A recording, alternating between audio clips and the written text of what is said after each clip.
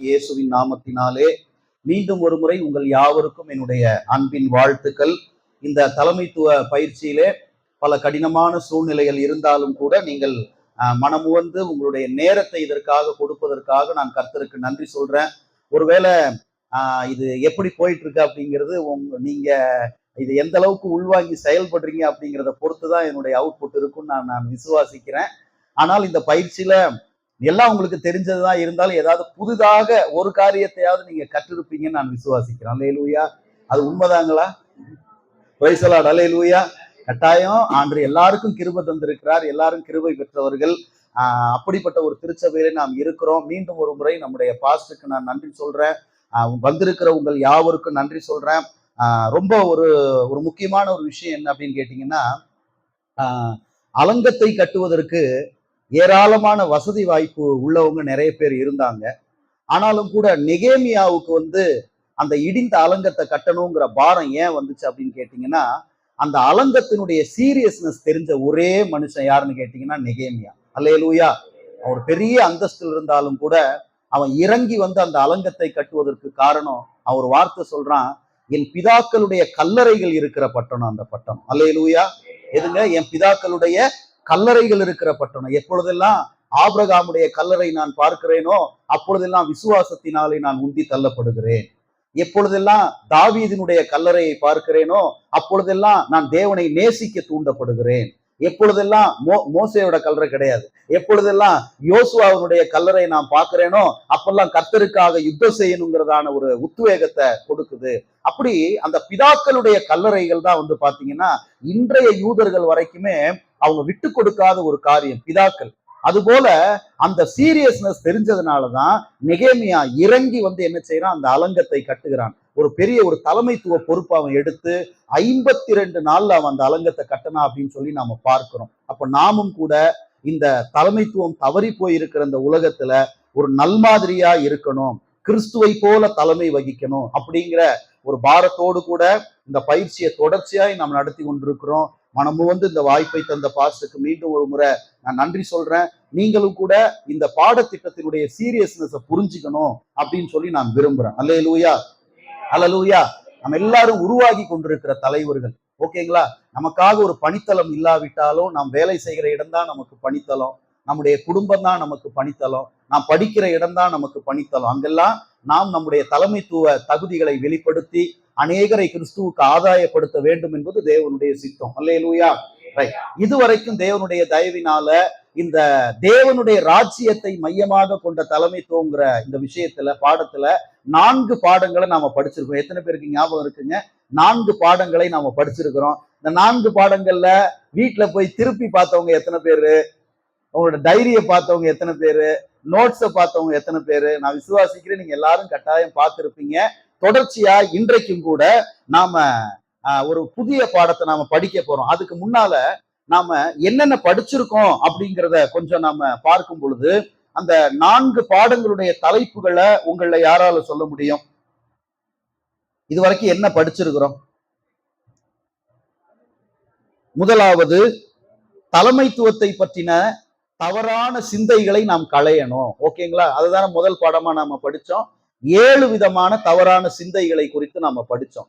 2வதா, தலைமைத்துவத்தை பற்றின தவறான சிந்தைகள் உருவாவதற்கான வேர்கள் என்னென்ன அப்படின்னு சொல்லி நாம படிச்சோம். 3வதா, அந்த வேர்களை கண்டறிந்து அதற்கு எப்படி நாம் எதிர்வினை ஆற்ற வேண்டும் அப்படின்னு சொல்லி நாம 3வது படிச்சோம். 4வதாக போன கிளாஸ்ல நாம படிச்சது தலைமைத்துவத்தை கட்டி எழுப்புகிறதான உறவுகளை குறித்து நாம படிச்சோம். எத்தனை பேருக்கு ஞாபகம் இருக்குங்க? உறவுகளை குறித்து நாம படிச்சோம். அதனால அந்த நோட்ஸை நாம தொடர வேண்டியதில்லை, ஏன்னா நாம அதை முடிச்சுட்டோம். கவனிங்க, அந்த பழைய நோட்ஸை எடுத்துக்கோங்க. அதுல நாம படிச்சது கடைசியா என்ன அப்படின்னு கேட்டீங்கன்னா உறவு வளையங்களை குறித்து நாம படிச்சோம். ஞாபகம் இருக்குங்களா? உறவு வளையங்களை குறித்து நாம படிச்சோம். தேவனோடு உறவு, குடும்பத்தோடு உண்மை, பவுல் என்கிறதான ஒரு உருவாக்குக ஒரு நபர் நமக்கு வேணும், அதுபோல தீமோத்தேயு என்கிற ஒரு சீடன் நமக்கு வேணும், அதுபோல பர்னபா என்கிற ஒரு உண்மையான நண்பர் நமக்கு வேணும் அப்படின்னு சொல்லி இந்த உறவுகள் இல்லாவிட்டால் எது செயல்படாதுங்க? தலைமைத்துவம் என்கிறதான இந்த அச்சாணி ஒரு நாளும் சுழலாது. ஆகையினால் நமக்கு உறவுகள் முக்கியம். உறவுகளை அறுத்து விட்டு நாம ஒரு தலைவராக இருக்கிறோம் அப்படின்னு சொன்னா அது தேவ ராஜ்யத்தில் அந்த மாதிரியான ஒரு மாடல் கிடையவே கிடையாது. அதனாலதான் இயேசு உறவுகளை புதுப்பித்து விட்டு தம்முடைய தலைமை பொறுப்பை என்ன செய்யறாரு, அவர் எல்லா இடங்களையும் காண்பிக்கிறத நம்ம பார்க்கிறோம். அதுக்கு கீழே இருக்கிற கண்டென்ட் எல்லாம் எத்தனை பேர் வீட்டுல போய் படிச்சீங்க? ஏன் நமக்கு தேவனோட உறவு வேணும் படிச்சீங்களா? ஆவிக்குரிய மரணம் நேரிட்டு இருக்கிறது, தேவனை பற்றின இழந்து போன அறிவு மனுஷனுக்கு உண்டாயிருச்சு, மேலோங்கி நிற்கிற எதிர்மறையான உணர்வுகள் காணப்படுது, ஏராளமான தெரிந்தெடுப்புகள் இதெல்லாம் இருக்கிறதுனால நாம தேவனோடு உறவு கொண்டால் ஒழிய, தேவனோடு கூட உறவு வைத்தால் ஒழிய இவைகள் எல்லாம் ஒரே நேர்கோட்டில் என்ன செய்யாது, வராது. ஆகையினால இந்த காரியங்கள் எல்லாவற்றையும் நீங்க படிச்சிருப்பீங்க அப்படின்னு சொல்லி நான் நம்புறேன். கர்த்தர் உங்களை ஆசீர்வதிப்பார். இன்னைக்கு நாம 5வது பாடத்தை நாம படிக்க போகிறோம். இது இல்லாம இன்னும் நமக்கு ஒரு பாடம் மாத்திரம்தான் இருக்கிறது. ஆகையினால இந்த 5வது பாடத்தை இன்றைக்கு நாம் தொடர போகிறோம். மற்ற பாடங்களை போலவே இதுவும் நமக்கு மிக முக்கியமான ஒரு பாடம். அதனால இப்ப மணி நமக்கு சரியா 6:55.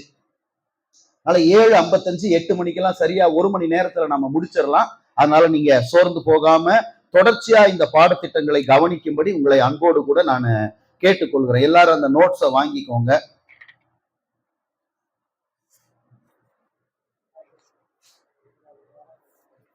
எல்லாருக்கும் இருக்கா?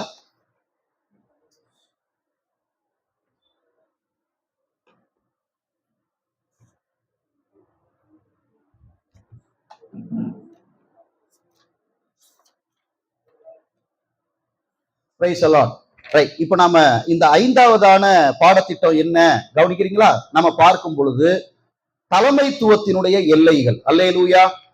இது எத்தனாவது பாடங்க? நமக்கு 5வது பாடம். இந்த 5வது பாடத்தினுடைய தலைப்பு என்ன அப்படின்னா தலைமைத்துவத்தினுடைய எல்லைகள். இன்னொரு விதத்துல சொன்னோம்னா ராஜ்யத்தினுடைய எல்லைகள். அல்லேலூயா.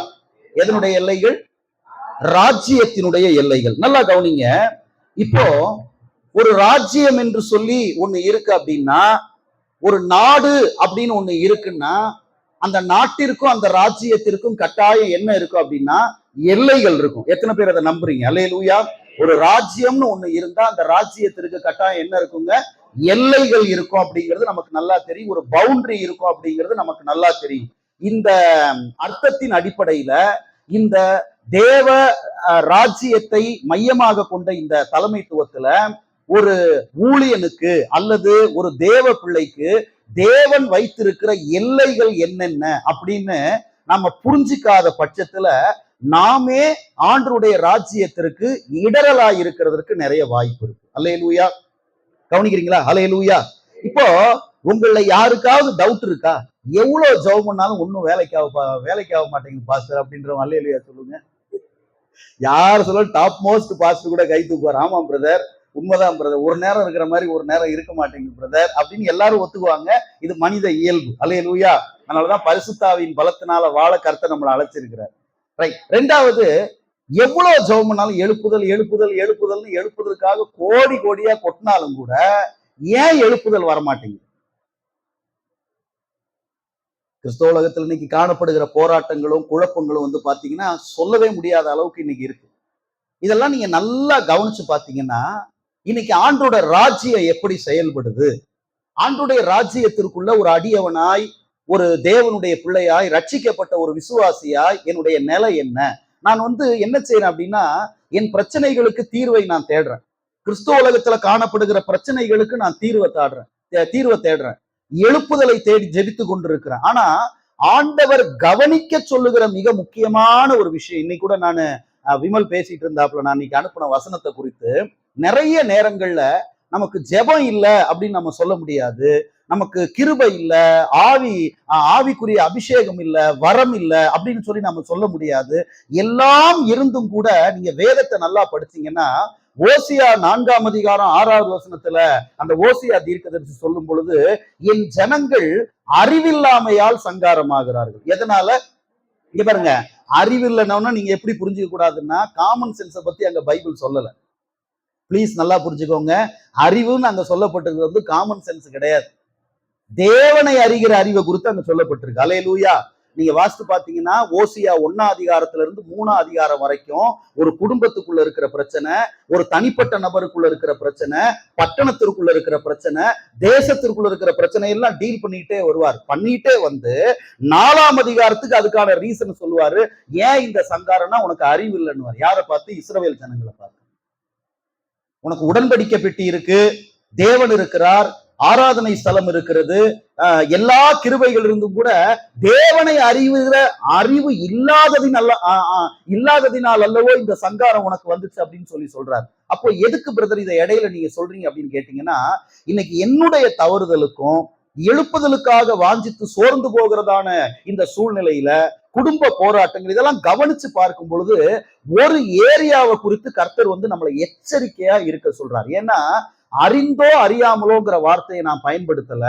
உலக தோற்றத்திற்கு முன்பு நானும் நீங்களும் இந்த ராஜ்யத்துல பிறக்கணுங்கிறது தேவ சித்தம். எத்தனை பேர் அதை நம்புறீங்க? அல்லேலூயா. எத்தனை பேர் நம்புறீங்க? அல்லேலூயா. உலக தோற்றத்திற்கு முன்பு. அப்ப ஏன் நீங்க மறுபடி பிறந்தீங்க? கவனிங்க.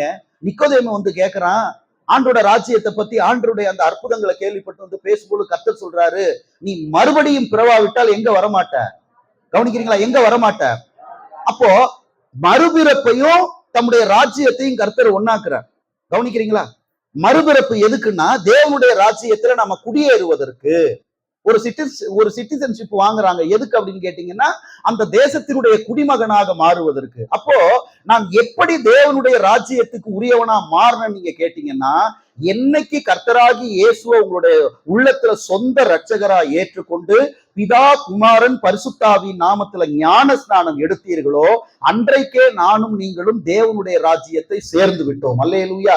அப்ப தேவனுடைய ராஜ்யத்துக்குள்ள வந்த பிறகு என்னுடைய மைண்ட் செட் ஃபுல்லா எதை போல மாறணும் அப்படின்னா, ஆண்டுடைய ராஜ்யத்திற்கு அடுத்த காரியங்களுக்குள்ள என்ன நான் பழக்கு வச்சுக்கணும். குறிப்பா இதுல தலைமைத்துவம் என்கிற ஒரு விஷயத்தை நாம படிக்கிறோமே, இதுல ரொம்ப எச்சரிக்கையா இருக்க வேண்டியது என்னன்னா, ராஜ்யம் என்று ஒன்று உண்டானால் அந்த ராஜ்யத்திற்கு எல்லைகள் உண்டு. அல்லேலூயா.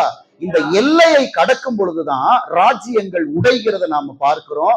இந்த எல்லைகளை அத்துமீறி போகும் பொழுதுதான் பிரச்சனைகள் உருவாகிறத நாம பார்க்கிறோம். இப்ப நாம படிக்கும் பொழுது நான் சொல்ற இந்த இன்ட்ரோடக்ஷன் எல்லாம் உங்களுக்கு நல்லா புரியும். இப்ப தலைமைத்துவத்தின் எல்லைகள் 5வது பாடம் வாசிங்க. நோட்ஸ்ல இருக்கிற அந்த இன்ட்ரோடக்ஷனை வாசிங்க.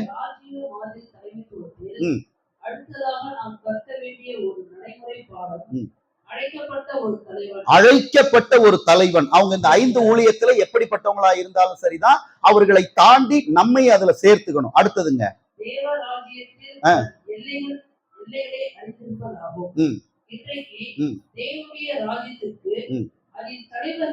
பெரிய இழப்பை கொண்டு வருவதற்கு இது ஒரு முக்கிய காரணமாய் இருக்கிறது. நியாயப்பிரமாண காலத்தில் ராஜாக்களும் தீர்க்கதரிசிகளும் ஆசாரியர்களும் இப்படிப்பட்ட தவறை செய்தது நிமித்தம் எருசலேமின் அடக்கம் இடிபட்டது. அடக்கம்தான் ராஜ்யத்தின் எல்லை. அந்த எல்லை தகர்க்கப்பட்டதற்கான காரணங்களில் ஒன்று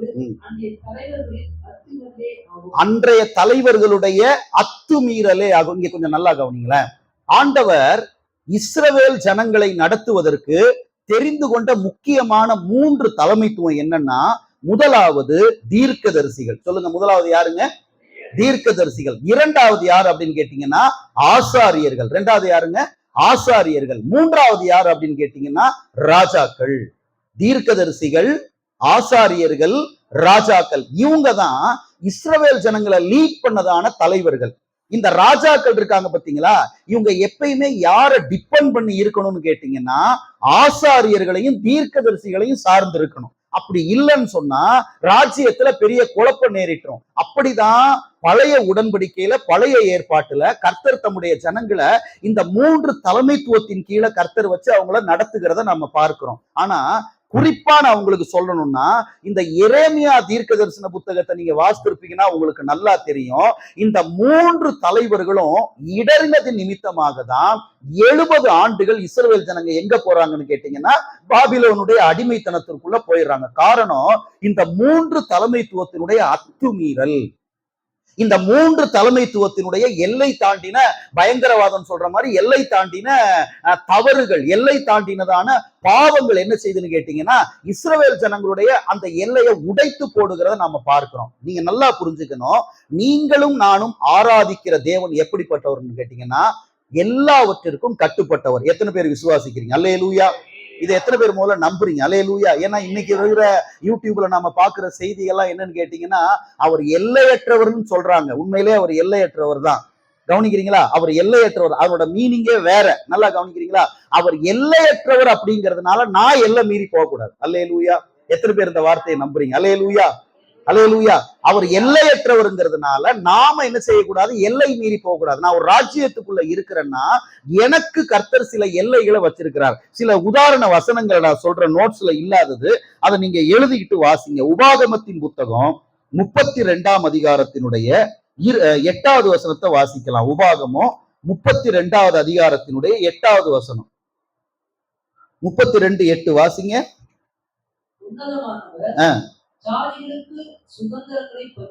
ஜாதிகளுக்கு சுதந்திரத்தை பங்கிட்டு ஆதாமின் புத்திரரை வெவ்வேறாக பிரித்த காலத்தில்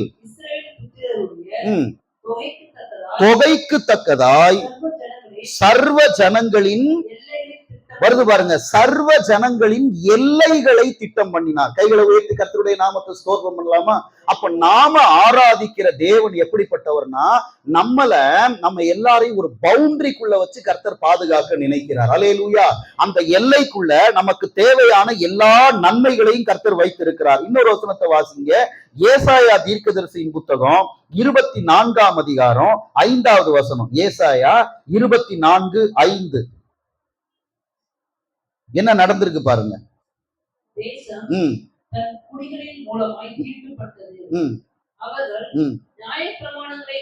அவர்கள் நியாய பிரமாணங்களை மீறி கட்டளையை மாறுபாடாக்கி நித்திய உடன்படிக்கையை முறித்தார்கள். இங்க நல்லா கவனிங்க. ஆண்டவர் ஆதாமின் புத்திரர்களுக்கு என்ன செய்யறாரா?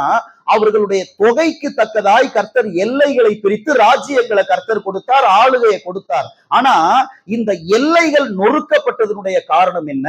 இந்த எல்லைகள் உடைக்கப்பட்டதனுடைய காரணம் என்னன்னா, அவர்கள் பிரமாணத்தை மீறினார்கள், கட்டளையை உடைத்தார்கள். அந்த வார்த்தையை சொல்லுங்க. அவங்க என்ன செய்தாங்களா? பிரமாணத்தை மீறினார்கள், அப்புறம் என்ன செய்தாங்களா? கட்டளையை உடைத்தார்கள். நீங்க நல்லா கவனிச்சு பாத்தீங்கன்னா, ஏதேன் தோட்டத்துல ஒரு அற்புதமான காரியம். இப்ப நீங்களும் நானும் பென்சிங் போடுறோம், வேலி போடுறோம்னா எதை சுத்தி வேலி போடுவோம்?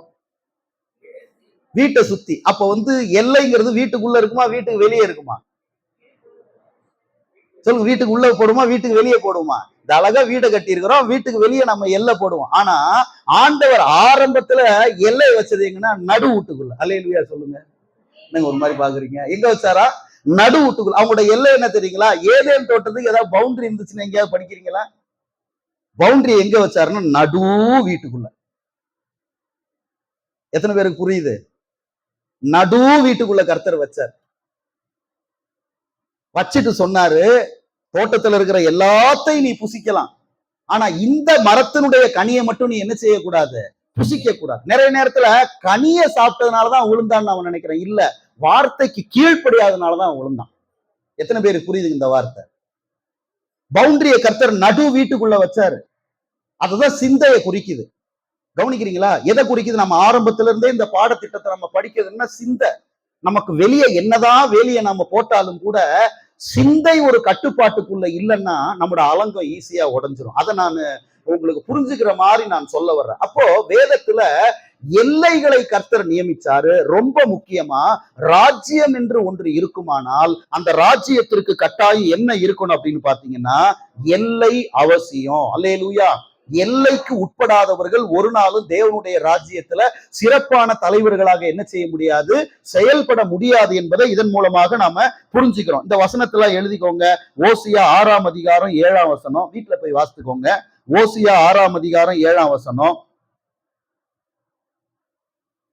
யாத்திராகமம் 19ஆம் அதிகாரம் 5 முதல் 8 வரைக்கும். யாத்திராகமம் 19ஆம் அதிகாரம் 5 முதல் 8 வரைக்கும். 2 யோவான் 1ஆம் அதிகாரம் 9ஆம் வசனம். 2 யோவான் 1ஆம் அதிகாரம் 9ஆம் வசனம். இதெல்லாம் நீங்க வாசித்து பாத்தீங்கன்னா, ஆண்டவர் தம்முடைய பிள்ளைகள் எல்லை இல்லாம இருக்கக்கூடாது, கண்ட்ரோல் இல்லாம இருக்கக்கூடாது, பவுண்டரி இல்லாம இருக்கக்கூடாது. நிறைய வசனங்கள் இருக்கு. ஆனாலும் இப்போதைக்கு இந்த வசனங்களை நீங்க வீட்டுல போய் வாசித்து பார்க்கும் பொழுது, நீங்களும் நானும் ராஜ்யத்திற்கு உட்பட்டவர்கள், ராஜ்யத்திற்கு கட்டுப்பட்டவர்கள். அல்லேலூயா. அப்ப ராஜ்யம் என்று ஒன்று உண்டானால் அந்த ராஜ்யத்திற்குள்ள நீங்களும் நானும் கட்டாயம் எல்லைகளை கட்டி காப்பாற்ற வேண்டியது தேவனுடைய சித்தமாயிருக்கிறது. பொது ஜனங்களை போலல்ல, குறிப்பாக தலைவர்களாகிய நாம் கர்த்தருடைய ராஜ்யத்துக்கு எதையாவது செய்யணும் பிரதர், ஆண்டோட ராஜ்யத்துக்கு என்னால முடிஞ்ச எதையாவது ஒரு காரியத்தை நான் செய்யணும் பிரதர் நீங்க விரும்புனீங்கன்னா, உங்களுக்கு எனக்கும் பவுண்டரி இல்லாம நம்முடைய தலைமைத்துவம் என்ன செய்யாது, செயல்படாது. இப்போ சில விஷயங்களை நம்ம பார்க்கலாம். பழைய ஏற்பாட்டுல நீங்க பார்த்திருப்பீங்க, சாமுவேல் தீர்க்கதரிசியின் காலத்துல இந்த ஏலியினுடைய குமாரர்களுடைய நடத்தையை குறித்து நீங்க படிச்சிருப்பீங்க. அது உங்களுக்கு நல்லா தெரியும். அவர்களுடைய மீறுதலை குறித்து நீங்க அந்த வசனங்களை படிக்கலாம். அதுக்கு பிறகு பாத்தீங்கன்னா, அதே சிச்சுவேஷன்ல சாமுவேல் தீர்க்கதரிசி எப்படி இருந்தான்னு மட்டும் வாசிங்க. 1 சாமுவேல் 2ஆம் அதிகாரத்தினுடைய 18வது வசனம் கவனிங்க. சாமுவேல் என்னும் பிள்ளையாண்டான், அண்டர்லைன் பண்ணிக்கோங்க, சணல் நூல் ஏபோத்தை தரித்தவனாய், கைகளை உயர்த்தி கர்த்தருடைய நாமத்தை ஸ்தோத்திரம் பண்ணலாமா? எல்லாமே அங்க குறைபாடு, எல்லாமே அங்க மாறுபாடு, எல்லாமே தவறா இருந்த பொழுது அங்க கர்த்தர் ஒரு மனுஷனை காட்டுறார். அவன் யாருன்னு கேட்டீங்கன்னா, சின்ன சாமுவேல். அந்த சாமுவேல் தன்னுடைய இளம் பிராயத்திலே எப்படி அவன் இருந்தானா, ஏபோத்தை தரித்தவனாய். எல்லாரும் சொல்லுங்க, ஏபோத்தை தரித்தவனாய். அதாவது ஏபோத்து இல்லாமையும் ஊழியம் செய்யலாம். கவனிக்கிறீங்களா? ஆனா நீ ஆசாரியன்னு சொன்னா, நான் கர்த்தருடைய ராஜ்யத்துல கர்த்தருக்கு நான் ஊழியம் செய்யணும்னு நம்ம விரும்புறோம்னா, நான் கனி கொடுக்கிற ஒரு நல்ல மரமா இருக்கணும்னு நீங்க விரும்புனீங்கன்னா, ஒரு நல்ல தலைவனாக இந்த சமுதாயத்துல செயல்பட்டு என்னால் முடிஞ்ச அளவுக்கு மாற்றத்தை கொண்டு வரணும்னு நினைச்சோம்னா, நாம ஒரு ஃப்ரேமுக்குள்ள இருக்கிறது தேவனுடைய சித்தம். எத்தனை பேருக்கு புரியுதுங்க? கவனிக்கிறீங்களா? ஒரு ஃப்ரேமுக்குள்ள இருக்கிறது என்னன்னா, ஏபோத்தை தரிக்காம, ஏபோத்துங்கிறது அன்றைக்கு ஆசாரியர்கள் அணிகிற ஒரு வஸ்திரம். அவங்க எல்லா இன்னர் கோர்ட் எல்லாம் போட்ட பிறகு தங்களுடைய தோல் மேல அவங்க போடுறதான அந்த வஸ்திரத்துக்கு பேர் தான் ஏபோத்து. அந்த ஏபோத்து இல்லாம அந்த நாட்கள்ல ஆசாரியர்கள் ஊழியம் செய்யக்கூடாது. அது தேவன் கொடுத்த ஆசாரிய வஸ்திரங்கள்ல பிரதானமானது, உங்களுக்கு நல்லா தெரியும். ஆனா அந்த நாட்கள்ல என்ன மாதிரி ஒரு விஷயம் இருந்துச்சுன்னா, வெளிப்பாடு கிடையாது, தேவனுடைய வார்த்தை கிடையாது, எந்த பிரத்யட்சமான தரிசனமும் கிடையாது. அதனால அவன் என்னென்ன தோணுதோ அதெல்லாம் செஞ்சுக்கிட்டு இருந்தான். அப்போ அந்த மாதிரி கலகம் நிறைஞ்ச சூழ்நிலையில ஒரு சாமுவேல் தேவனுடைய சத்தத்தை கேட்கிற மனுஷனா இருந்தான். ஆகையினால அவன் ஒரு எல்லைக்கு உட்பட்டவனாய், அதாவது பிரமாணத்திற்கு உட்பட்டவனாய், ஏபோத்தை தரித்தவனாய் கர்த்தருக்கு ஊழியம் செய்தான். அதான் முக்கியமான பாயிண்ட். தரிக்காம கூட ஊழியம் செய்யலாம், எப்படி வேணா ஊழியம் செய்யணும். இன்னைக்கு அந்த மாதிரியான தாட்டெல்லாம் வச்சு விமர்சிக்க நமக்கு அதிகாரம் இல்லை, உங்களுக்கு தெரியும். ஆனா இங்க சாமுவேல் நமக்கு கற்றுக் கொடுக்கிற ஒரு மாதிரி என்னன்னா, கர்த்தர் கொடுத்த பிரமாணங்களுக்கு உட்பட்டவனாக சாமுவேல் ஊழியம் செய்தான். அல்லேலூயா. எத்தனை பேர் அதை நம்புறீங்க? அல்லேலூயா. இததான் நம்ம என்னன்னு சொல்றேன்னா, கர்த்தர் விதித்த அந்த பிரமாணங்கள். நீங்க இப்படி புரிஞ்சுக்கோங்க. என்ன சொல்ல வர்றேன்னா, நான் உலகத்தில் இருந்தப்போ எனக்கு எந்த எல்லையும் கிடையாது. நல்லா கவனிக்கணும். எனக்கு எந்த எல்லையும் கிடையாது. நான் மனம் போன போக்குல நான் வாழ்ந்த.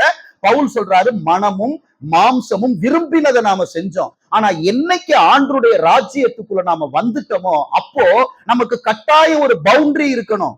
அதுவும் ரொம்ப முக்கியமா, அழைக்கப்பட்டிருக்கிறேன்ங்கிற உணர்வு உங்களுக்குள்ள யாருக்குள்ளாவது இருக்குமானா, பிரதர் நான் தேவனை சந்திக்கிறதுக்குள்ள அவருக்காக நான் எதையாவது ஒரு காரியத்தை அவர் ராஜ்யத்துல நான் செய்யணும் பிரதர் நீங்க விரும்புனீங்கன்னா, கட்டாயம் நீங்க ஒரு ஃப்ரேமுக்குள்ள இருக்கணும். கட்டாயம் நீங்க சணல் நூல் ஏபோத்தை தரிச்சுக்கிட்டு தான் நீங்க ஊழியம் செய்யணும். கர்த்தருடைய பிரமாணத்திற்கு உட்பட்டு தான் நீங்க ஊழியம் செய்யணும். அப்ப கர்த்தர் என்ன செஞ்சாரு? நல்லா கவனிக்கணும். கர்த்தர் என்ன செய்தார்? இங்க பாருங்க, 400 ஆண்டு காலம் எங்க வாழ்ந்துட்டாங்கன்னா, எகிப்துல வாழ்ந்துட்டாங்க. அப்ப அவங்களோட மைண்ட் எப்படி இருக்குன்னு உங்களுக்கு நல்லா தெரியும். உள்ள இருந்தது ஃபுல்லா எகிப்து தான். அல்லேலூயா. உள்ள இருந்த சரக்கெல்லாம் என்னதான்? ஃபுல்லா எகிப்து தான். அதை எடுக்கதான் கர்த்தர் பெரும்பாடுபட்டார். இப்ப என்னன்னா, வந்தாச்சு, செங்கடலை தாண்டி வெளியே வந்தாச்சு, ஆட்டம் பாட்டத்தோட கானானுக்குள்ள நுழைஞ்சாச்சு. கானானுக்குள்ள நுழையில 19ஆம் அதிகாரத்தை நீங்க கவனிச்சு பாத்தீங்கன்னா, மோசே இங்க வா அப்படின்னு கூப்பிடுறாரு. நான் சொல்றதெல்லாம் என் ஜனத்துக்கு போய் நீ சொல்லு, அதுக்கு அவங்க அக்ரி பண்ணாங்கன்னா திரும்ப எனக்கு ரிப்ளை கொடு அப்படிங்கிறார். இவர் போய் கர்த்தர் சொன்ன எல்லாவற்றையும் என்ன செய்யறாருன்னா இஸ்ரவேல் ஜனங்களுக்கு சொல்றார். உடனே இஸ்ரவேல் ஜனங்க மோசேயை பார்த்து சொல்றாங்க, கர்த்தர் என்னெல்லாம் சொல்றாரோ அதுக்கெல்லாம் நாங்க கீழ்ப்படுகிறோம்பான்றாங்க. அந்த அக்ரிமெண்ட் வந்த பிறகுதான் 20வது அதிகாரத்துல நியாயப்பிரமாணத்தை ஓபன் பண்றாரு. அது வரைக்கும் கற்பலகையை கர்த்தர் கையில எடுக்கல. நீ ஒத்துக்கிட்டா நிறைய நேரத்துல கர்த்தர் சர்வாதிகாரி மீது செயல்படுறாரு, என்னோட உரிமை இல்லாம என் வாழ்க்கைக்குள்ள வர்றாரு, என்னை அழுத்துறாரு, என்னை நசுக்கிறாரு நிறைய பேர் சொல்றாங்கல்ல. கிடையவே கிடையாது. இயேசு கிறிஸ்துவை பொறுத்த வரைக்கும் அவர் ஜென்டிலானவர். இதோ வாசற்படியில் நின்று கதவை தட்டுறாரே தவிர உடைக்கல. ஆனா ஹி இஸ் கார்பெண்டர். உடைக்கவும் தெரியும். சொல்லுங்க, ஈஸியா கதவை தாப்பாவை உடைச்சு போட்டு உள்ள வர முடியும். தட்டுறம்பா, நீ திறந்தா உள்ள வரும்பாங்கிறார். கேட்கிறார், நீங்க எப்படி அதை படிச்சிருக்கீங்களான்னு தெரியல. 20வது அதிகாரத்துல தான் பிரமாணம் ஆரம்பிக்குது. ஆனா 19வது அதிகாரத்துல அக்ரிமெண்ட் கேட்கிறார். ஏப்பா நான் சொல்றதெல்லாம் அவங்க கேட்பாங்களா, கொஞ்சம் கேட்டு சொல்லுப்பா. மோசே போறார், ஏப்பா இப்படி எல்லாம் சொல்றாரு, கேப்பியா? அதான் உங்களுக்கு ரெஃபரன்ஸ் கொடுத்துருக்கேன் 19வது அதிகாரத்துல. கேப்பியா? நாங்க எல்லாம் கேட்போம், கர்த்தர் சொல்றது எல்லாம் கேட்போம். அதுக்கு பிறகுதான் வாப்பா மேல அப்படின்ட்டு அவங்கள்ட்ட வாய்மொழி வாங்கின பிறகுதான் கர்த்தர் நியாய பிரமாணம் எல்லாவற்றையும் அவங்களுக்கு கொடுக்கிறார். இப்ப நான் என்ன சொல்ல வர்றேன்னு கேட்டீங்கன்னா, எகிப்துல வாழ்ந்த வரைக்கும் அவங்களுக்கு எந்த பவுண்டரியும் கிடையாது, எல்லைகள் கிடையாது. ஏன்னா இவங்க ராஜ்யத்துக்குரியவர்கள். இப்ப ராஜ்யத்துக்குள்ள வந்த பிறகு இந்த ராஜ்யத்தை தாண்டி நீ வெளியே போக கூடாதுன்னா உனக்கு என் பிரமாணம் தான் எல்லை. அல்லேலூயா. எத்தனை பேர் புரிஞ்சுக்கிட்டீங்க? உங்க கையில இருக்கிற இந்த பைபிள் தான் உங்களுக்கு எல்லை. உங்க கையில இருக்கிற இந்த தேவனுடைய வார்த்தை தான் தலைமைத்துவத்திற்கு எல்லை. பிரதானமான எல்லை நிறைய இருக்கு. ஆனா பிரதானமான எல்லை என்னன்னு கேட்டீங்கன்னா, உங்க கையில ஒவ்வொரு நாளும் நீங்க சுமக்கிற கர்த்தருடைய வார்த்தை தான் எல்லை. இதை தாண்டி போகாத, லிமிட்டை மீறுறோங்கிற சிந்தை வரும் பொழுது ஆண்டுடைய வார்த்தை என்ன உள்ள இழுக்குது. இது யாருக்கு ரொம்ப அத்தியாவசியம் அப்படின்னு கேட்டீங்கன்னா, கர்த்தருக்கு ஊழியம் செய்கிற தேவ பிள்ளைகளாகிய நமக்கு இந்த எல்லைகள் ரொம்ப அவசியம். கவனிங்க, எல்லை இல்லாமல் வாழ்ந்த ஒரு கூட்டம், ஆனா எல்லைக்கு உட்பட்ட ஒரு மனிதன் யாருன்னு கேட்டீங்கன்னா சாமுவேல். அடுத்தது பாருங்க, உங்க நோட்ஸ்ல என்ன இருக்கு? எல்லையை மீற முயன்ற சீஷர்கள். நல்லா கவனிக்க. இதுவரைக்கும் நான் சொன்னது உங்களுக்கு புரியுதுங்களா? இந்த வகுப்புல இந்த பாடத்தை முடிக்க முடியாது. கர்த்தரிசமான அடுத்த வகுப்புல இந்த பாடம் தொடரும். ரொம்ப முக்கியமான ஒரு டாபிக். கரெக்டா என் வாழ்க்கையில, நம்ம வாழ்க்கையில இருக்கிற சில போராட்டங்களை புரிஞ்சுக்க பரிசுத்த ஆவியான உதவி செய்வார். சில தனிப்பட்ட அந்தரங்க காரியங்களை குறித்ததான வெளிப்பாடுகளை கர்த்தர் இந்த கிளாஸ்ல உங்களுக்கு, இந்த பாடத்துல உங்களுக்கு கொடுப்பாருன்னு நான் விசுவாசிக்கிறேன். நீங்க நல்லா கவனிக்கணும். எல்லை இல்லாமல் வாழுகிற ஒரு கூட்டத்தை நாம பார்க்கிறோம். மனசும் மாம்சமும் விரும்பினதை செய்யற ஒரு கூட்டத்துக்கு மத்தியில தான் நீங்களும் நானும் வாழ்றோம். ஆனால் நீயோ தேவனுடைய மனுஷனே, இவைகளை விட்டு ஓடுன்னு சொல்லி பவுல் ஏன் தீமோத்தேயுக்கு சொல்றாரு? நீ ஒரு ராஜ்யத்துக்குள்ள இருக்கிற, இந்த ராஜ்யத்திற்கு ஒரு பவுண்டரி இருக்கு, அந்த பவுண்டரிக்கு நீ கட்டுப்பட்டு இருக்கிறியா? கவனிக்கிறீங்களா? அந்த பவுண்டரிக்கு நீ கட்டுப்பட்டு இருக்கிறியா? கட்டுப்படாம செய்யலாம், எப்படியும் செய்யலாம் அப்படின்னு போகுது ஒரு கூட்டம். ஆனால் நீயோ தேவனுடைய மனுஷனே. இப்போ ஆண்டவர் என்ன பண்ணாருன்னா, இங்க பாருங்க, ராஜ்யத்துக்கு 12 தலைவர்களை தேர்ந்தெடுத்தார். அல்லேலூயா சொல்லுங்க. சொல்லுங்க, ராஜ்யத்திற்கு எத்தனை தலைவர்கள்ங்க?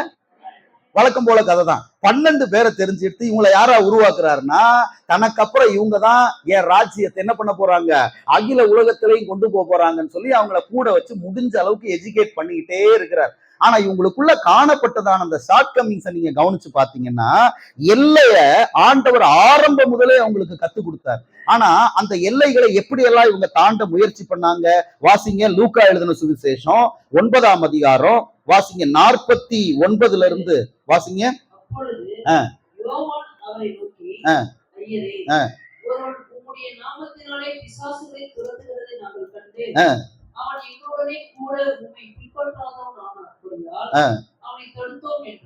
இதான் பொழப்பு. நல்லா கவனிக்கிறீங்க? நல்லா கவனிக்கிறீங்களா? எத்தனை பேர் இங்க இருக்கிறீங்க?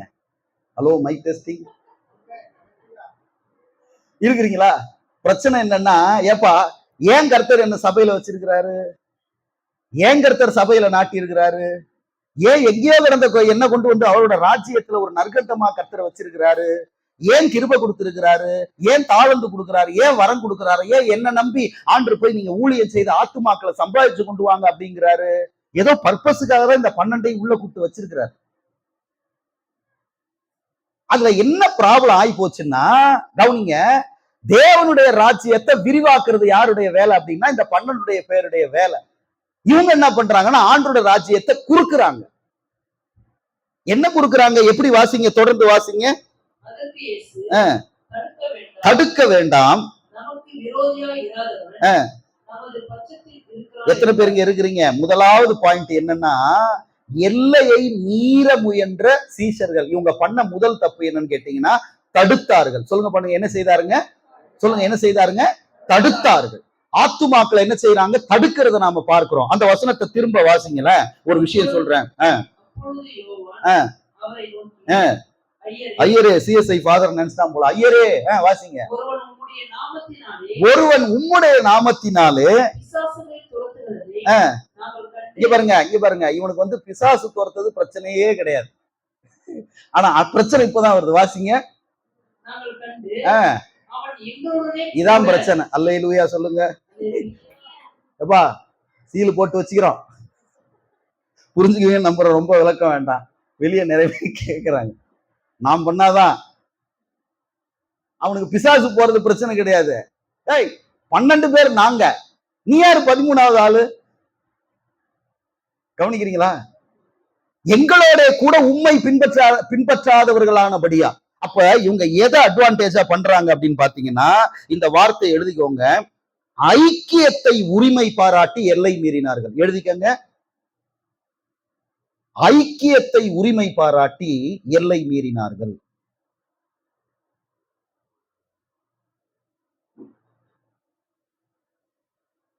ஐக்கியத்தை உரிமை பாராட்டி எல்லை மீறினார்கள். அதாவதுங்க, இயேசு கிறிஸ்து எனக்கு மட்டும்தான் சொந்தம் சொல்லி யாரும் சொல்லவே முடியாது. அல்லேலூயா.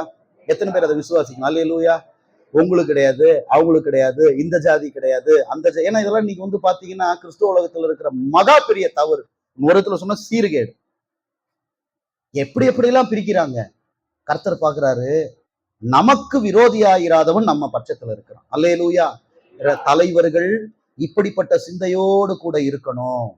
நமக்கு தேவனோட ஐக்கியம் இருக்கு, பிதாவோட நல்ல இன்டிமசி இருக்கு. ஆனா அந்த ஐக்கியத்தை உரிமை பாராட்டி குமாரனை, இயேசுவை எனக்கு மட்டும்தான் உரிமை பாராட்ட கர்த்தர் இங்க யாருக்கு என்ன கொடுக்கல?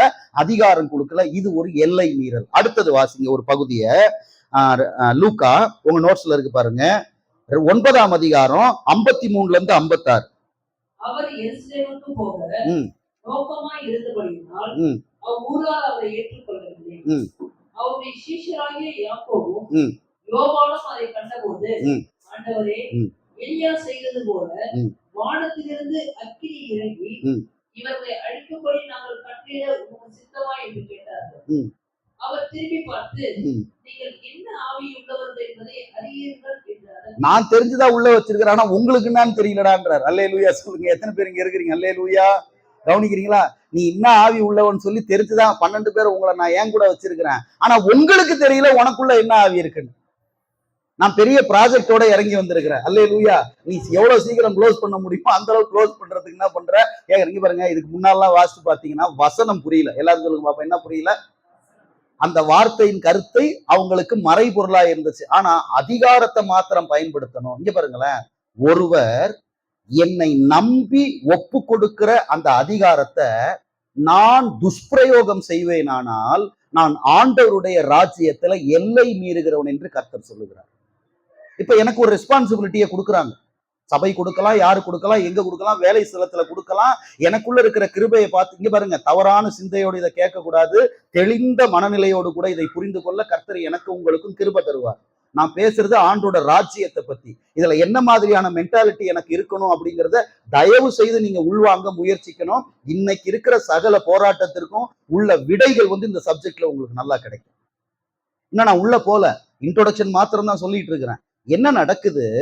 முதலாவது பார்த்தோம், ஐக்கியத்தின் நிமித்தமாக, சொந்தம் கொண்டாடுகிறது நிமித்தமாக நாம் எல்லை மீறுவதற்கு வாய்ப்பு உண்டு. ரெண்டாவது என்னன்னா, என்னை நம்பி, கவனிக்கிறீங்களா, நான் பணி செய்கிற இடத்துல, நான் வேலை செய்கிற இடத்துல எனக்கு ஒப்பு கொடுக்கப்படுகிற அதிகாரத்தை நான் துஷ்பிரயோகம் செய்வேனானால் நான் எல்லை மீறுகிறேன் என்று பரிசுத்த ஆவியானவர் சொல்லுகிறார். சோ எப்படி இதை நீங்க புரிஞ்சுக்கிறீங்க, எடுத்துக்கிறீங்கன்னு எனக்கு தெரியல. ஆனால என்னால முடிஞ்ச அளவுக்கு நான் உங்களுக்கு இந்த காரியங்களை விளக்க முயற்சிக்கிறேன். அப்படின்னா என்ன அர்த்தம் அப்படின்னா, இந்த அத்தாரிட்டியை கர்த்தர் எனக்கு கொடுத்ததுக்கு காரணமே ஆத்தும ரட்சிப்புக்காக. அல்லேலூயா சொல்லுங்க. நீ துரத்த வேண்டியது பிசாசை தான். அப்படித்தானங்க இருக்கு. நீ துரத்த வேண்டியது யார? பிசாசு. ஆனா உன் அதிகாரத்தை யார் மேல நீ காட்ட விரும்புற? அப்போ தேவன் இந்த பூமியிலே எனக்கு கொடுக்கிற எந்த ஒரு அதிகாரத்தையும் அவருடைய ராஜ்ய மகிமைக்காக மாத்திரம் நான் பயன்படுத்தாவிட்டால் அது ஒரு எல்லை மீறல் என்று கர்த்தர் நிறைய ரெஃபரன்ஸ் இருக்கு. ஆனா இந்த இடத்துல புதிய ஏற்பாட்டுக்குள்ள நாம வரும் பொழுது அவர் சேர்த்து வைத்திருந்த அந்த 12 தலைவர்களும் செய்த ஒரு பெரிய தவறு என்ன தெரியுங்களா? முதல்ல தன்னோட ஐக்கியத்தை மேன்மை பாராட்டி எல்லை மீறினாங்க. ரெண்டாவது தனக்கு கொடுக்கப்பட்ட அதிகாரத்தை மேன்மை பாராட்டி எல்லாம் மீறினாங்க. என்ன சொல்றாங்க? ஒரு வார்த்தை சொல்லுங்க. அது மாடல் யாரு? எலியா செஞ்சது மாதிரிலாம் கர்த்தர் நம்மளை கூப்பிடவே இல்லை. அவர் செய்தது போல. அல்லேலூயா. நமக்கு மாடல் எலியா கிடையாது, ஏசப்பா தான். அல்லேலூயா. அவரை தவிர இந்த பூமியில சரியான மாடல் எதுவுமே கிடையாது, யாருமே கிடையாது. எனக்கு எலியா மாடல் அல்ல. எலியா செய்தது போல வானத்தில் இருந்து இறங்கி, எப்ப அந்த மனுஷன் தேவ சத்தத்தை கேட்டவன், உனக்கு வசனமே புரியல, நீ வந்து வானத்துல இருந்து அக்கினி இறக்க போற, ஒரு சொட்டு தண்ணி வருமா வானத்துல இருந்து? ஆனா இவர் என்ன பண்றாராம்? அக்கினியை இறக்கி கேட்கிறார், சித்தமா? நான் நினைக்கிறேன் தலையில கை வச்சுட்டு உட்காந்து, இவனுங்களை சேர்த்ததுக்கு நான் ஒண்டியாளா ஊழியம் செஞ்சிருக்கேன். கட்டாயம் நம்மளா இருந்தா எவ்வளவு நொந்துக்கிறோம், பெத்த பிள்ளைங்கள்ட்டே நொந்துக்கிறோமே. அதான் சொல்றாரு, ஏப்பா எனக்கு தெரியுது சேர்த்ததுல இருந்தே இந்த அட்டகாசம் பண்ணிட்டு இருக்கிறீங்களே, உனக்கு தெரியுதா முதல்ல உனக்குள்ள என்ன ஆவி இருக்குன்னு? ஏப்பா என் ப்ராஜெக்ட் என்னன்னு கேட்டீங்கன்னா மனுஷனோட உயிரை அழிக்கிறது இல்லப்பா, அவனை ரட்சிக்க நான் வந்தேன். ஓ அதுக்குதான் வந்தீங்களா? அப்புறம் தான் புரியுது. 12 PhDக்கும் அல்லேலூயா. அதுக்கப்புறம் தான் ஓ அப்படியா பாஸ்டர், சரிங்க பாஸ்டர். யாரு? ஐயர்கிட்ட. அப்ப என்ன பண்றாங்க? முதலாவது ஐக்கியத்தை மேன்மை பாராட்டி, இரண்டாவது அதிகாரத்தை மேன்மை பாராட்டி எல்லை மீற முயற்சித்தார்கள். அடுத்தது வாசிங்க. 3வது பாயிண்ட் என்ன? லூக்கா 10 அதிகாரம் தானே வாசிக்கிறீங்க? லூக்கா 10:17 இருந்து வாசிங்க. சந்தோஷத்தோடு திரும்பி வந்து, ஆண்டவரே உம்முடைய நாமத்தினாலே பிசாசுகளும் எங்களுக்கு கீழ்ப்படுகிறது என்றார்கள். அவர்களை அவர் நோக்கி, சாத்தான் மின்னலை போல வானத்திலிருந்து விழுகிறதை கண்டேன். வாசிங்க. இதோ சர்ப்பங்களையும் தேள்களையும் மிதிக்கவும் சத்துருக்களுடைய சகல வல்லமையையும் மேற்கொள்ளவும் உங்களுக்கு அதிகாரம் கொடுக்கிறேன். ஒன்றும் உங்களை சேதப்படுத்த மாட்டாது. ஆகிலும் ஆவிகள் பேய்கள் உங்களுக்கு கீழ்ப்படுகிறதற்காக அண்டர்லைன் பண்ணிக்கோங்க, சந்தோஷப்படாமல் உங்கள் நாமங்கள் இங்க பாருங்களேன். ஒரு விஷயத்தை நீங்க பைபிள் ஸ்டூடெண்ட், தலைமைத்துவத்துல சபையின் பிரயோஜனத்திற்காக வளர்ந்து கொண்டிருக்கிற அன்பு தம்பிமார்கள் தங்கச்சிமார்கள் தெரிஞ்சுக்க வேண்டிய ஒரு மிகப்பெரிய சந்தோஷம் என்னன்னா, உணர்ச்சிகள் நிலையற்றவை. சொல்லுங்க பாப்போம், என்னங்க? நமக்குள்ள இருக்கு பாத்தீங்களா எமோஷன்ஸ், அது வந்து நிலையற்றது. இந்த எமோஷன்ல, இந்த உணர்ச்சிகள்ல வந்து நல்ல உணர்ச்சி கெட்ட உணர்ச்சிலாம் பிரிக்க முடியாது. உணர்ச்சிகள் ஒண்ணுதான். நம்முடைய மனதை பொறுத்து, சூழ்நிலைகளை பொறுத்து, நடப்பவைகளை குறித்து சில நேரங்கள்ல நம்முடைய உணர்ச்சிகள் வந்து உச்சபட்சத்துல இருக்கும், அடுத்த நாள் பாத்தீங்கன்னா அதல பாதாளத்துல இருக்கும்.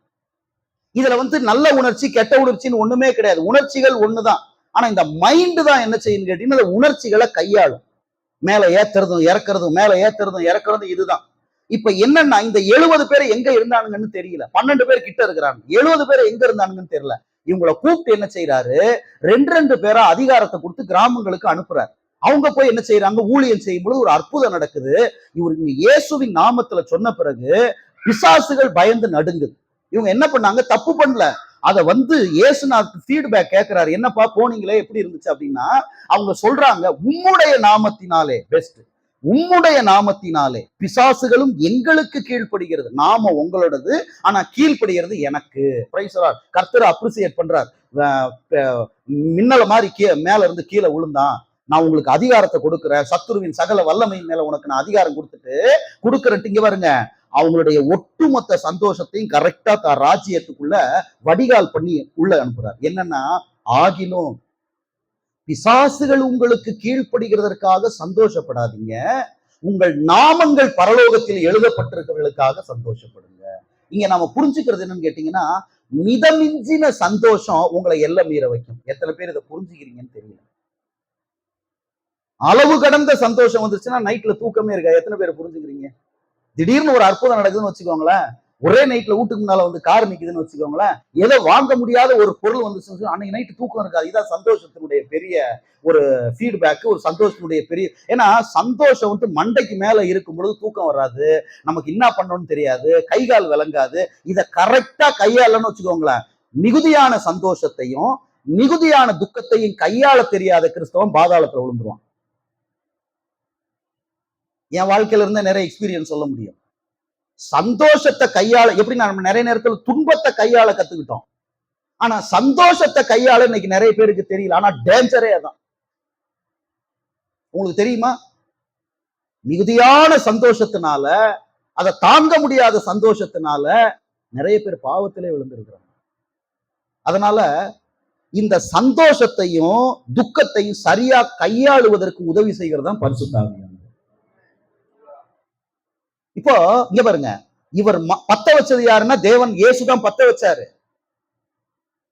இயேசுதான் பத்த வச்சாரு. முன்ன பின்ன இந்த பேய் ஓடி உங்க பார்த்ததே கிடையாது.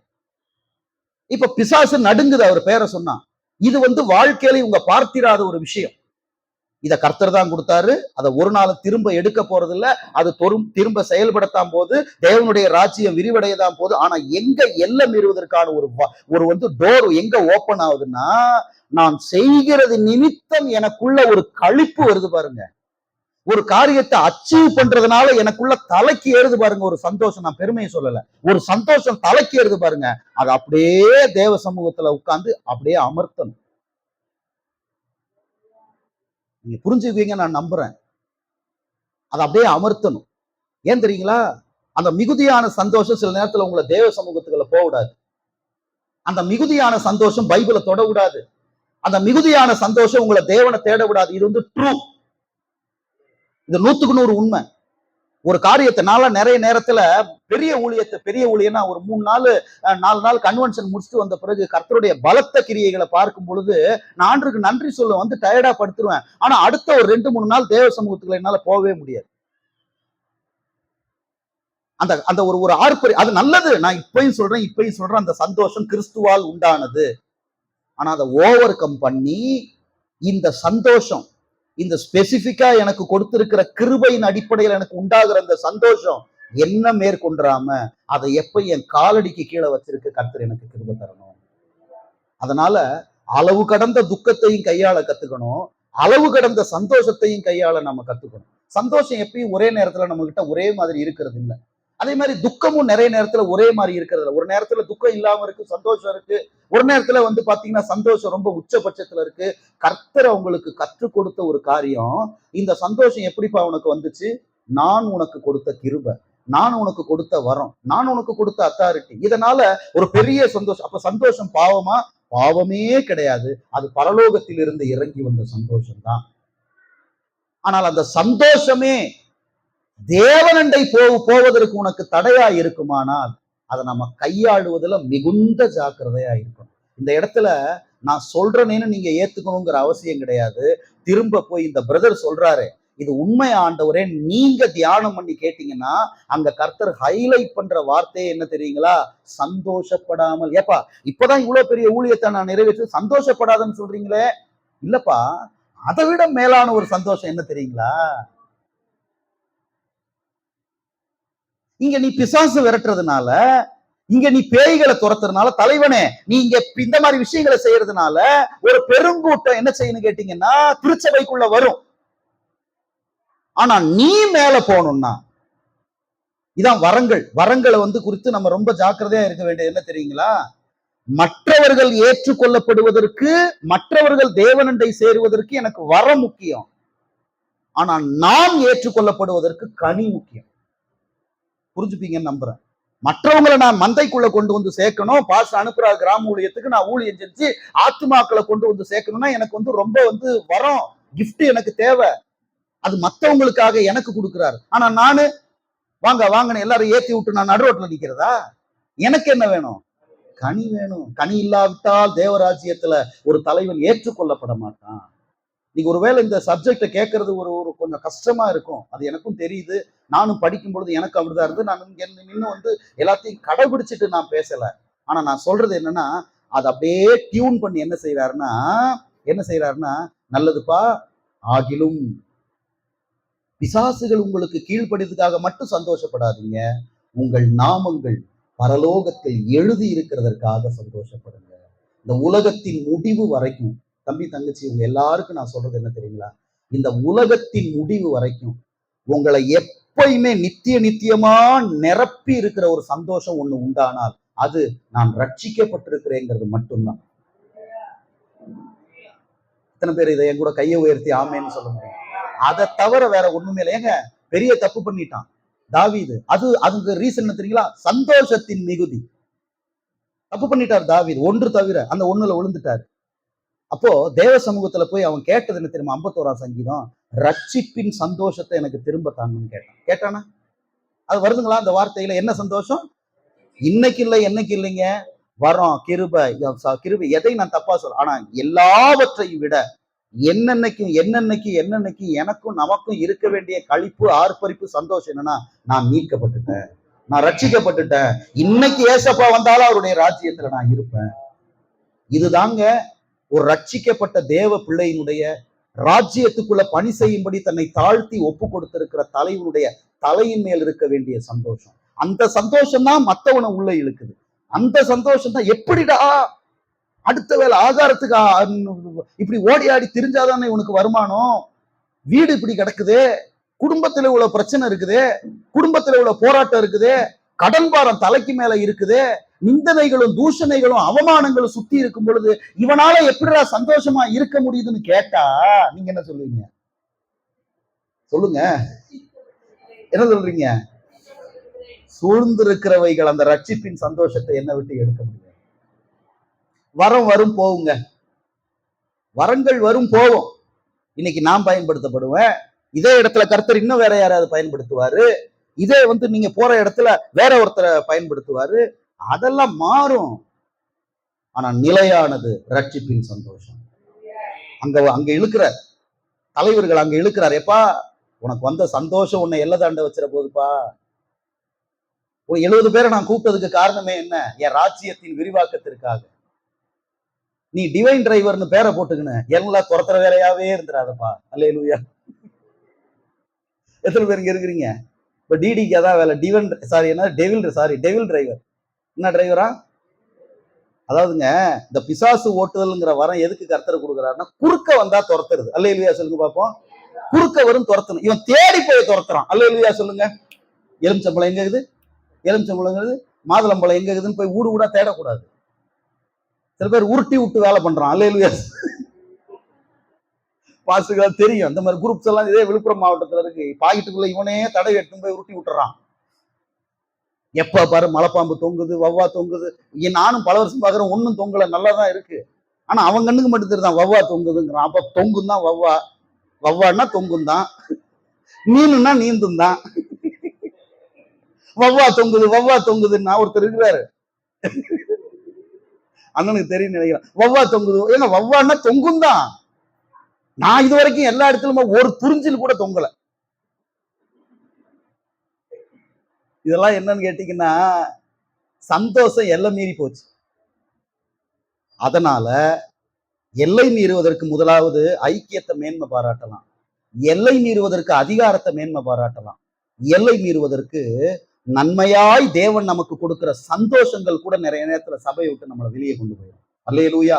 தேவ பிரசன்னத்தை விட்டு வெளியே கொண்டு போயிடும். ஆகையினாலதான் ஆண்டு அந்த இடத்துல அழுத்தம் திருத்தமா சந்தோஷப்படாத, இதுக்கு மட்டும் சந்தோஷப்படாத. இது முக்கியமான வார்த்தைங்கிறதுனால கொஞ்சம் நேரம் எடுத்து பேசணும். அடுத்தது இவங்க எப்படி எல்லை மீறினாங்க வாசிங்க. மத்தேயு லூக்கா 10:17 இருந்து வாசிங்க. படிச்சிட்டீங்க, சாரி. அடுத்து எதை விட்டுட்டோம்? மத்தேயு வாசிங்க.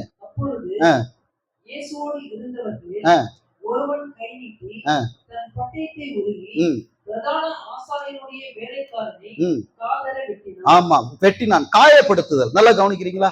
என்ன படுத்திட்டான்? வரும்போதே எடுத்து உரைக்குள்ள வச்சிருந்தா வந்துட்டான். அப்படின்னு கேக்குறான் ஏசு நாட்டு, இது போதுமானார். அவர் போதும்னாரு. அவரு சொன்னது வேற மீனிங். ஏன்? அன்னைக்கு வழிபோக்கர்கள் எல்லாருமே கட்டாயம் ஒரு பட்டயத்தை வச்சிருப்பாங்க. கவனிக்கிறீங்களா? வழிபோக்கர்கள் எல்லாருமே அன்றைக்கு பட்டயத்தை தனக்குள்ள தன் பாதுகாப்புக்காக வச்சிருக்கிற ஒரு காலகட்டம். அது ஒரு ட்ரெடிஷனலாக யூதர்களுக்குள்ள மற்ற புரஜாதிகளுக்குள்ள இருந்துச்சு. ஒருவேளை கர்த்தர் போதும்பான்னு கூட சொல்லி இருந்திருக்கலாம். எடுத்துக்கடா டேய் பேதுரு இங்க வா, உன்கிட்ட மட்டும் நான் தனியா சொல்றேன், 2 எடுத்து உள்ள வச்சுக்க, வருவானுங்க, காதா பார்த்து வெட்டுறான்னு சொன்னாரு. அன்புதான், இவன் தப்பு ஒண்ணும் பண்ணல, அன்புலதான் வெட்டிட்டான். ஆனா காயப்படுத்துறது தேவ ராஜ்யத்தினுடைய திட்டம் அல்ல. காயப்பட்டவனை உள்ள கொண்டு வர்றதுதான் தேவ ராஜ்யத்தினுடைய திட்டம். இன்னைக்கு அந்த வாளை போல நிறைய நேரத்துல நம்முடைய நாக்கு இருந்துருது இல்ல, பேச்சுல சில பேரை காயப்படுத்திடுறோம், நடத்தையில சில பேரை காயப்படுத்திடுறோம், ஒரு சாதாரண பார்வையில சில பேரை நம்ம காயப்படுத்திடுறோம். காயப்படுத்துவது தேவ ராஜ்யத்தினுடைய தகுதி அல்ல. காயப்பட்டவர்களை குணமாக்குவதுதான் தேவனுடைய ராஜ்யம். அல்லேலூயா. காயப்பட்ட ஜனங்கள் எல்லாரும் இயேசு குணமாக்கினார். நம்மளோட வருத்தப்பட்டு பாரம் சுமக்கிறவர்களே, நீங்கள் எல்லாரும் என்கிட்ட வாங்கப்பா, நான் உங்களுக்கு இளைப்பாறுதல் தர்றேன்ப்பா அப்படின்னு சொல்லி தன் ராஜ்யத்திற்கு இயேசுநாதர் கூப்பிட்டதுக்கு காரணம் என்ன? உலகத்தால மனிதர்களால காயப்பட்டு குற்றுயிரும் குலையுருமாய் கிடக்கிற ஜனங்களை கொண்டு வந்து அவர்கள் மனதின் காயங்களை ஆற்றி அவர்களுக்கு ரட்சிப்பின் சந்தோஷத்தை கொடுத்தாரு. அதை கொடுப்பதற்கு தான் கர்த்தர் இந்த ராஜ்யத்தில் என்ன தலைவனா வச்சிருக்கிறாரு. ஆகையினால காயப்படுத்துதல் அப்படிங்கிற ஒரு விஷயத்துல பேதுரு எல்லை மீறினதை நாம பார்க்கிறோம். அல்லேலூயா. சோ இதெல்லாம் வந்து பாத்தீங்கன்னா ஜஸ்ட் இந்த விஷயங்களை நம்ம உள்வாங்குவதற்கு இப்படி ஒரு சப்ஜெக்ட் இருக்கு அப்படிங்கிறத நாம புரிஞ்சுக்கிறதுக்கு கர்த்தரே பைபிள்ல எழுதி வச்சிருக்கிற சில பகுதிகள். அல்லேலூயா.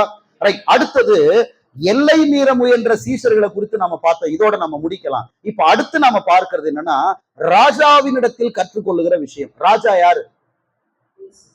ஒருத்தர் தான் சொல்றாரு. அவரு தானே கன்ஃபார்மா? ஹலோ இருக்கிறீங்களா? ஹலோ இருக்கிறீங்களா? ராஜா. அந்த ராஜா யாரு? நமக்கு ராஜா இயேசு. மத்தவங்களுக்கு எப்படின்னு தெரியாது. நமக்கு ராஜாதி ராஜா, ராஜ்யங்களை தள்ளி ராஜ்யங்களை ஏற்படுத்துகிற நித்தியானந்தம் உள்ள ஏக சக்கராதிபதி யாருன்னா கர்த்தராகிய இயேசு கிறிஸ்து. அப்ப அந்த ராஜா இந்த ராஜ்யத்துல ஒரு தலைவனாக நான் எப்படி செயல்படணும், குறிப்பா எல்லை கடத்தல் அப்படிங்கிற எல்லையை நொறுக்குதல், எல்லையை தாண்டுதல், என் பவுண்டரி இதுதான்னு தெரியாம நான் போய் எங்கேயாவது எக்கு தப்பா மாட்டிக்கிறேன் பாத்தீங்களா, இதுல சரியான முன்மாதிரி யாருன்னு கேட்டீங்கன்னா கர்த்தராகி இயேசு கிறிஸ்து. 2 பகுதியை நம்ம வாசித்து நம்ம முடிக்கலாம். லூக்கா 12ஆம் அதிகாரம் எடுத்துக்கோங்க, அதுல 13, 14 வாசிங்க. போதகரே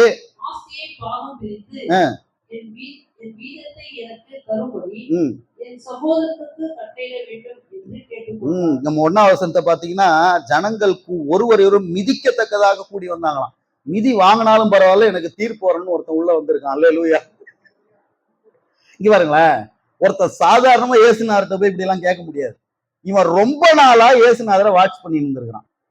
என்னன்னா, அண்ணன் தம்பிக்குள்ள பெரிய பிரச்சனை, அவன் புடிங்கி நம்மளுக்கு சொத்தை. யாருகிட்ட போனாலும் இவன் பக்கம் தான் அவன் பேசுறான், நமக்கு ஒன்றும் வேலைக்கு ஆகல. இவரை பார்த்தா அதிகாரத்தோடு பிரசங்கிக்கிறார், இவர் பேசுகிற எல்லாத்தையும் கேட்கிறாங்க. பேயே பேசுதுன்னா என் அண்ணன் கேட்க மாட்டானா? அல்லேலூயா. பேயே கேட்குதுன்னா இவன் கேட்க மாட்டான்னு என்ன பண்ணிட்டான், இயேசுநாதர்கிட்ட வந்து அவ்வளவு கூட்டத்தின் மத்தியிலும் அவர் ரொம்ப முக்கியமான கண்டென்ட்டை பேசின்னு இருக்கிறாரு. அந்த நேரத்துல வாசிங்க திரும்ப அந்த வசனத்தை. அவரை நோக்கி, போதகரே,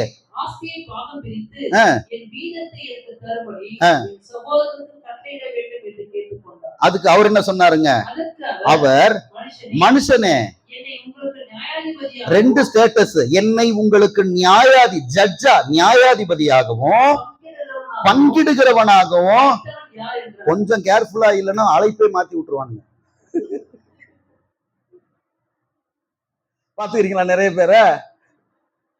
ஒரு தடவை இந்த வேலை ஒர்க் அவுட் ஆயிடுச்சுன்னு தொடர்ந்து ரெவன்யூ ஸ்டாம்ப பாக்கெட்ல வச்சு சுத்துறவனை பார்த்து, ஏங்க இவர் வந்து ஜெபம் பண்ணி விட்டாருங்க, நிலம் வாங்கிட்டாங்கன்னா இவர் அதுக்கப்புறம் ஃபுல்லா ரெவன்யூ ஸ்டாம்போட தான் சுத்துறாரு. என்ன சொல்றதுன்னு எனக்கு தெரியல. ஏசப்பா என்ன மன்னிங்க. ஏங்க எல்லா கிருபையும் கர்த்தர் நமக்கு தர்றாரு. அதுல ஒரு கிருபை வந்து ஒருத்தருக்கு பயன்பட்டுருச்சுன்னா அவன் ஆசீர்வதிக்கப்பட்டானா அடுத்து என்ன பண்றான்னா நம்மள சாம்பார் அண்டா வரைக்கும் கூட்டும் போறான். இவர் கை வச்சு ஜெபம் பண்ணா பெருகுது. இவர் என்ன பண்ணிடுறாரு அப்படின்னா மாட்டுக்கு ஜெபம் பண்ணி மாட்டை சாவடிச்சுக்கிறாரு. அல்லேலூயா. ஒரு மாடு பொழைச்சுது, 4 மாடு செத்து போச்சு. ஏங்க இதெல்லாம் நமக்கு வந்து வேலையே கிடையாது. இதனாலதான் ஏன் பாஸ் இதெல்லாம் என்கிட்ட சொல்றீங்க பிரதர்? இதெல்லாம் ஆரம்பத்திலே நீங்க தெளிவா இருந்துடணும். இதெல்லாம் நீ கூப்பிட்டது எப்படி? போதகரே. அப்ப உனக்கு தெரியுதுல்ல நான் யாருன்னு. போதகர் இந்த வேலையை செய்யலாம். நான் யாருன்னு தெரிஞ்சுக்கினே என்ன இந்த வேலை நீ செய்ய சொல்ற. அதான் நீங்க ரொம்ப கேர்ஃபுல்லா இருக்கணும். ஆண்டவரே பிரிச்சு தர சொல்லுன்னு நானா இருந்தேன்னு வச்சுக்க, என்னையும் நம்பி ஒருத்தன் வந்துகிட்டான்னு புல்லட்டை கிளப்பிட்டு இருப்பேன். பரவாயில்லடா, ஊர்ல இவன் நம்மள நம்புறான்டா, பிரிச்சு கொடுப்பான்டான்னு அன்னையில இருந்து ஏசுனார கட்ட பஞ்சாயத்துக்காரன் ஆக்கிட்டு இருப்பானுங்க. கரெக்ட் தான் தினேஷ். இவர் என்ன பண்ற, மனுஷனேன்றார். நீ என்ன போதகர என்ன, நான் என் ஹையஸ்ட் லெவல்ல ஸ்டாண்டர்ட்ல மனுஷனே சொல்லுங்க பாப்பா எல்லாரும். இதெல்லாம் நீங்க சாதாரணமா படிக்க கூடாது, நல்ல வெளிப்பாட்டோட படிக்கணும். அவன் என்ன சொன்னா போதகரே. அப்ப போதகர் ஹையஸ்ட் லெவல்ல இருந்தா உன்னை மனுஷனா தான் பார்ப்பாரு. நல்ல வேலை மாடே நான் சொல்லாம போனார்.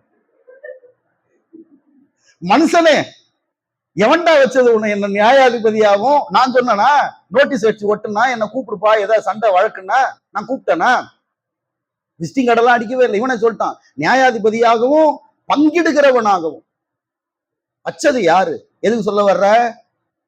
எதுக்கு சொல்ல வர்ற? நீயே சொல்லிட்ட என்ன போதகரேன்னு. என் லிமிட்டு போதிப்பது, என் லிமிட்டு ஆண்டோட ராஜ்யத்தை உங்களுக்கு சொல்லி கொடுக்கறது. கவனிக்கிறீங்களா? என் லிமிட்டு இதை தாண்டினா இதான் எல்லை கடத்தல். எல்லைக்கு வெளியே கூப்பிடுவான், வா போதகரே 10% போதகரே என்ன சொல்ற வாங்க, உங்களையும் கூப்பிடுவான். இதே மெனக்கெட்டு சுத்துவாங்க. கர்த்தர் நம்மை காப்பாடுறாங்க. வெளியே என்ன ஓட விட்டு 1.5 ஜல்ல அடிக்கிற மாதிரி ஐடியாவில் இருக்கீங்கன்னு நினைக்கிறேன். அல்லேலூயா. எத்தனை பேருக்கு இருக்கிறீங்க? அல்லேலூயா. பக்கத்துல கை விட்டு சொல்லுங்க, அழைப்பு மாறாம ஓடுங்க. ஆமா, உள்ள இருந்து இழுக்கிறதுக்கு பிரதர் உங்களுக்குள்ள இந்த மாதிரி ஒரு திறமை இருக்குன்னு நான் நினைக்கவே இல்லை பிரதர். நான் என்ன பார்த்து ஒரு நாள் அது என்ன திறமைன்னு நான் சொல்லவே மாட்டேன், சத்தியமா சொல்லவே மாட்டேன். கவனிங்க பிரதர், உங்களுக்குள்ள இந்த மாதிரி நெய்வேலியில உங்களுக்குள்ள இந்த மாதிரி திறமை இருந்து நான் பார்த்ததே இல்லை பிரதர் அப்படின்னா இருக்கட்டும்பா, அது நீ உன்னோட வச்சுக்க. இந்த திறமையை நான் வெளியே யூஸ் பண்ண விரும்பலப்பா. இது வரைக்கும் நானே நினைக்கல இந்த மாதிரி திறமை எனக்குள்ள இருக்குன்னு. சோத்திரம். அதனால ஆண்டு தெரிந்து எல்லையை விட்டு வெளியே இழுக்கிறானுங்க. எதுக்கு வந்த? நான் எதுக்கு மேல இருந்து இறங்கி வந்தேன்? உனக்கு பங்கிடுறதுக்கா நான் வந்தேன்? உனக்கு பஞ்சாயத்து பண்ணவா வந்தேன்? அது என் வேலை இல்லை. அழைப்பை விட்டு வெளியே பிசாசு இழுக்கிறாங்கிறது அவருக்கு நல்லா தெரிஞ்சு மனுஷனேன்ட்டார். இவ்வளவு நேரம் உன்னை நல்ல ஸ்டாண்டர்ட்ல வச்சு பேசணும்டா, நீ மனுஷனா இருக்க கூட லாய்க்கலடான்ட்டார். அதான் மீனிங். அல்லேலூயா. அடுத்த பாயிண்ட் வாசிங்க, முடிக்கலாம். மத்தேயுல யோவான் 6ஆம் அதிகாரம் 14. அதே மாதிரி ப்ராப்ளம் பாருங்க. 6 14 எத்தனைமா? 14 15 வாசிங்க. வருது பாருங்க. இயேசு செய்த அற்புதத்தை அந்த மனுஷர் கண்டு என்றார்கள். வந்து